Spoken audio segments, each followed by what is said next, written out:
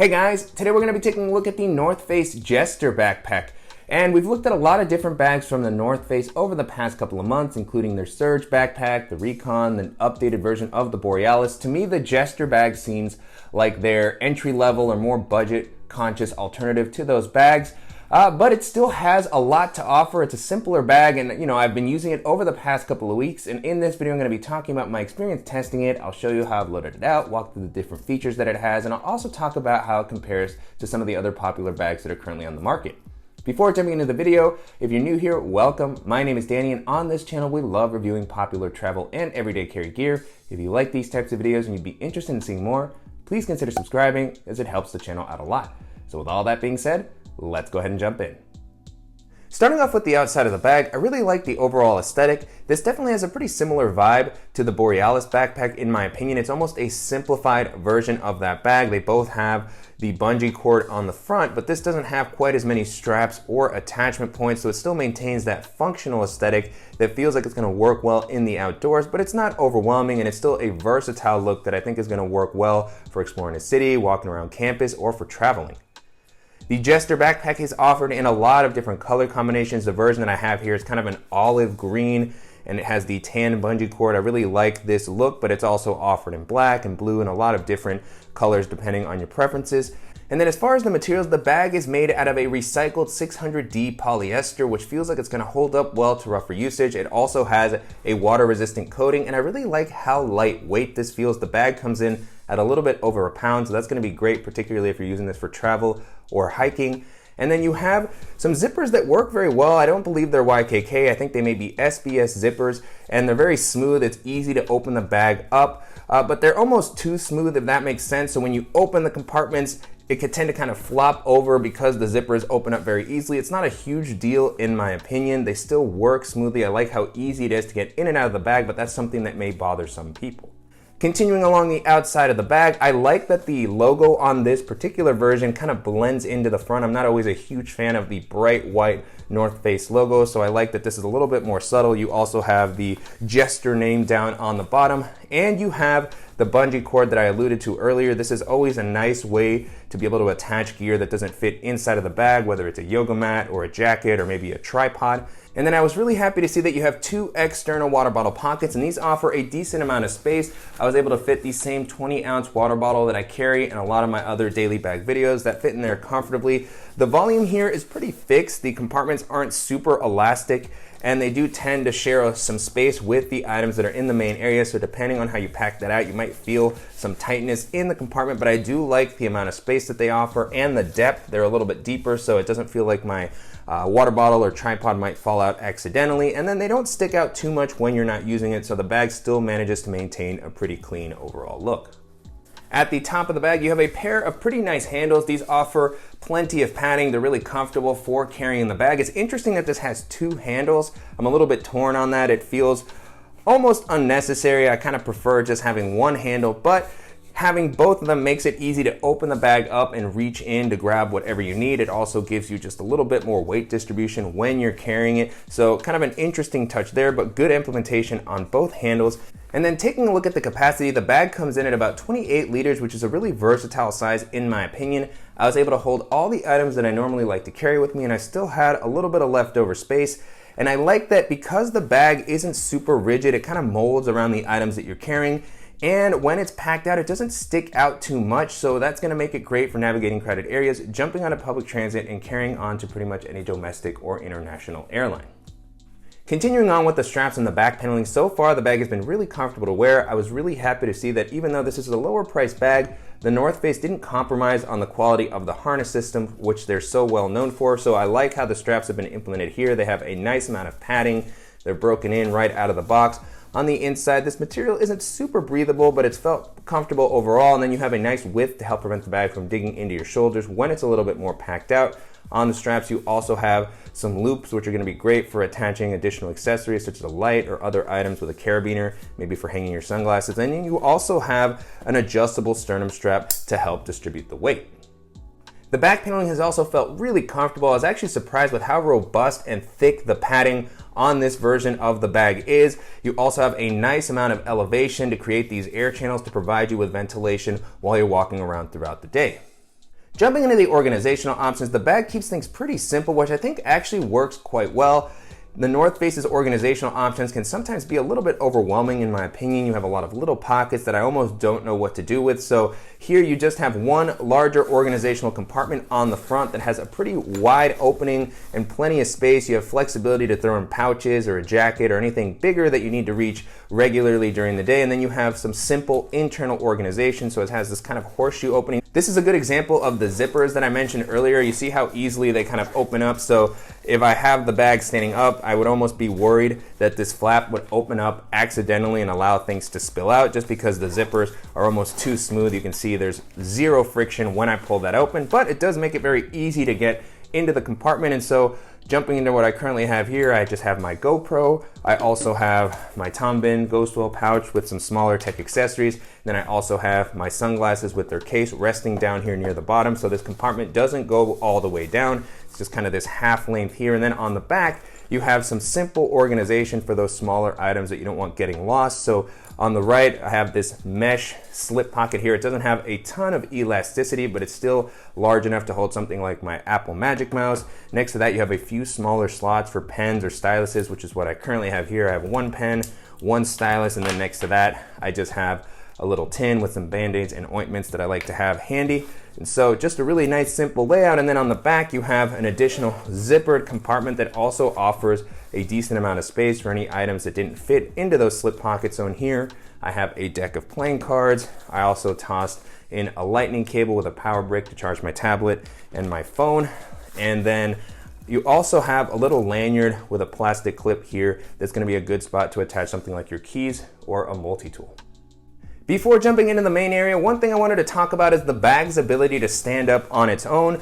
On the company's site, it says that this has a self-standing design, and I found that this is a little inconsistent. It can stand up on its own if you have the bottom loaded out in a way that's fairly even and flat, but it really depends on what you're carrying. On left to its own devices, the bag can, kind of tip forward. You can see there, it's not standing up too reliably. So that's something that you'll want to keep in mind. Again, it can stand on its own, but it's not going to work if you don't have things laid out in a way that manages the weight properly. So with that being said, the other main compartment of this bag is a larger storage area. This is a top loading bag. But the flap comes down enough so you can see everything that's on the inside. You have enough visibility, and you have a lot of capacity in this main area, particularly because this material isn't as rigid, which I actually like. It just molds around the items that you place in here. It always feels like you can squeeze just a little bit more. And this is going to be good for handling bulkier items. And you can see with the stuff that I have in here, the compartment isn't overly packed out. I really threw a ton of big items here. So at the top, I have my GoRuck Shadow Pouch, which just has some of the larger accessories that I didn't want floating around loosely. I also have my Beats Studio wireless headphones with their hard shell case. I also have next to that my Evergood Civic Access Pouch, which I've been using a lot recently. If you want to see how I load this out, make sure to check out the in-depth video, which I'll link in the description below. And then what else do I have here? At the bottom, I tossed in my DJI Mavic Mini with its hard shell case. And then I also have a full-size Moleskine notebook. And the last thing that I have here is my Levitate portable standing desk. Now with the compartment empty, you can get a better look at the inside. So no additional organization here, very simple layout. I like that the lining is a little bit lighter so you can still see what's on the inside. And this is also gonna be enough space to use the bag for minimal travel. With the amount of volume that this offers, I could definitely toss in my larger packing cube, an extra pair of shoes, my dop kit, and be able to use this for a longer weekend trip. The last thing I want to talk about in this main area is the laptop sleeve. So this does have a padded laptop sleeve that is properly suspended off the bottom of the ground. I really love the implementation here. This is pulled up quite a bit. I don't know why the North Face's bags are a little inconsistent with the laptop sleeves. They're not all pulled up this far. And this isn't as rigid as some of their other compartments, but with the fact that it's pulled up, you get that extra protection and peace of mind.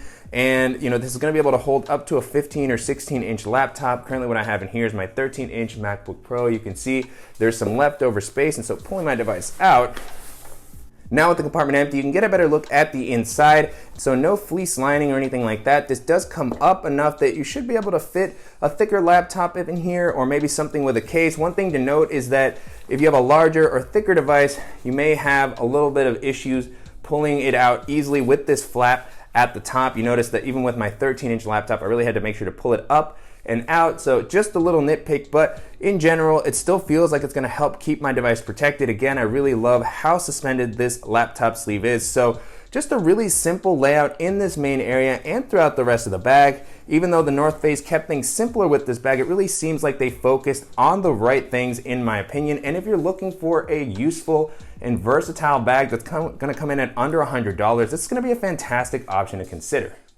And so to wrap up, it's been a great experience testing out the North Face Jester over the past couple of weeks. You can purchase this for about $70 on Amazon, the North Face's site, or other places such as Dick's Sporting Goods or REI. And to me, this is a really reasonable price point considering the features and build quality that the bag has to offer, and it also compares well to other similar items in this price range. And so as I was testing this out, the first bag that this made me think of is of course the North Face Borealis, which we've talked about a few different times on the channel. That is a very solid kind of all-purpose bag, has a similar aesthetic to this one. It's just gonna have some extra features and a slightly more robust build quality. The materials on that one just feel like they're gonna hold up a little bit better. It has YKK zippers, and it also has some extra organizational options. The laptop compartment is separated out into its own area. It has that quick access pocket on the front. The bungee system that it has is a little bit better. The water bottle pockets are more robust. So everything is just a little bit better on that bag, and it's gonna come in at a slightly higher price point, around $100, but still very reasonable for the amount of stuff that you get with the bag. And so if you're looking for something comfortable that's gonna offer a little bit more organization than this, then it's gonna be a fantastic option to check out. The next bag this made me think of is the Osprey Apogee, which is another really solid all-purpose bag. Comes in at about 28 liters, so a similar capacity to this. Very comfortable harness system. That one is going to have a slightly sleeker look. Still feels a little outdoorsy, but it doesn't have the bungee cord along the front, so it's just slightly more professional maybe, or appropriate for an office setting. It's very lightweight. I really like the materials on that. Lots of weather resistance. It has a pretty similar organizational layout as well. Well padded laptop sleeve, good pocketing. And so if you're looking for a bag that's similar to this one, but that's gonna have maybe a slightly better build quality with things like YKK zippers and just a really nice weather resistant exterior, then that's gonna be a fantastic option to consider.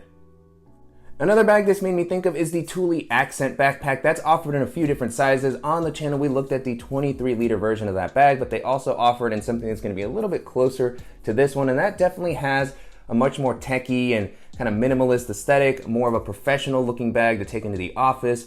It's super sleek. It has a great organizational layout and protection for your tech. It's gonna have some extra pocketing than this bag here. It's not gonna have the same sort of outdoorsy aesthetic. It's very comfortable to wear, solidly built. It also comes in at a pretty reasonable price point. So if you're looking for something that's gonna have a more modern aesthetic, and that's gonna be one of the best options that you can take a look at. And then the last option that I'll mention here is the 511 Rush 12, which is a very popular EDC backpack. It has a great capacity. It's able to hold a ton of stuff, comes in at about 24 liters. It has a very tactical vibe, so it's gonna offer a lot of flexibility with how you can attach and configure things with pouches and carabiners and things like that. It's comfortable to wear. It has a solid build quality. It's gonna be around $100, so slightly more expensive than this, but you do get a lot of value for that extra cost. It's a bag that's gonna be with you for a long time to come. It's got YKK zippers. It's gonna hold up well. And if you're interested in a really solid EDC backpack that's gonna offer plenty of capacity and a little bit more flexibility due to its tactical nature, then that's gonna be a great option to consider. With that being said, the North Face Jester holds up really well against all those options. And if you're looking for a comfortable bag that's gonna offer great protection for your tech, and that's also gonna come in at under $100, and this is gonna be a fantastic option to take a look at. And I'm definitely curious to hear what you all think of the Jester backpack and how it compares to some of the other more budget conscious bags that we featured on the channel in the past. And if there are any similar options that you think I should check out, as always, please let me know in the comments. And I want to thank you for watching and supporting the channel. If you enjoyed this video, please give us a like. And if you haven't already, make sure to subscribe so you don't miss any upcoming videos, and we'll see you in the next one.